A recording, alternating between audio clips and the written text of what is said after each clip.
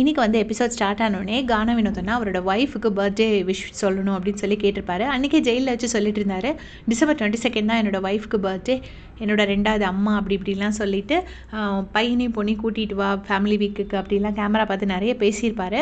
அதை இன்றைக்கி விஜேஎஸ் கிட்ட சொல்லி விஷ் பண்ணி கேட்குறாரு. விஜேஎஸும் வந்து ஃபஸ்ட்டு நீங்கள் விஷ் பண்ணுங்கள், அப்போ தான் அவங்க ரொம்ப ஹாப்பியாவாங்க, அப்புறமா நான் விஷ் பண்ணிக்கிறேன் அப்படின்னு சொல்லி சொன்னார். உடனே அவங்க விஷ் பண்ணாங்க வினோதனா. உடனே வந்துட்டு விஜய் சொன்னார், பாக்யாவை நீங்கள் கானா வினத்தோடையும் குழந்தைங்களோடையும் பல்லாயிரம் ஆண்டு வாழணும்னா சம்திங் விஷ் பண்ணார். விஷ் பண்ணோடனே இவர் ரொம்ப இமோஷனலாகி அங்கேயே அழுதுட்டார்.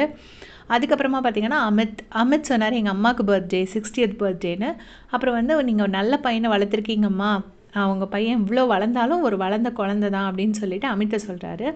அதுக்கப்புறமா எஃப்ஜே உடனே வந்துட்டு விஜேஎஸ் கேட்குறாரு, இது என்ன எல்லாத்துக்குமே பர்த்டே இன்றைக்கி தானா அப்படின்னு.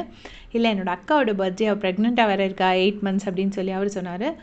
உடனே இவர் வந்துட்டு அதுக்கும் ஒரு விஷ் பண்ணிவிட்டு ஃபஸ்ட்டு எஃப்ஜே விஷ் பண்ண சொல்லிவிட்டு அப்புறமா இவர் விஷ் பண்ணிவிட்டு போனார். ஸோ இப்படி தான் எபிசோடே இன்றைக்கி ஸ்டார்ட் ஆச்சு. தேங்க்ஸ் ஃபார் வாட்சிங்.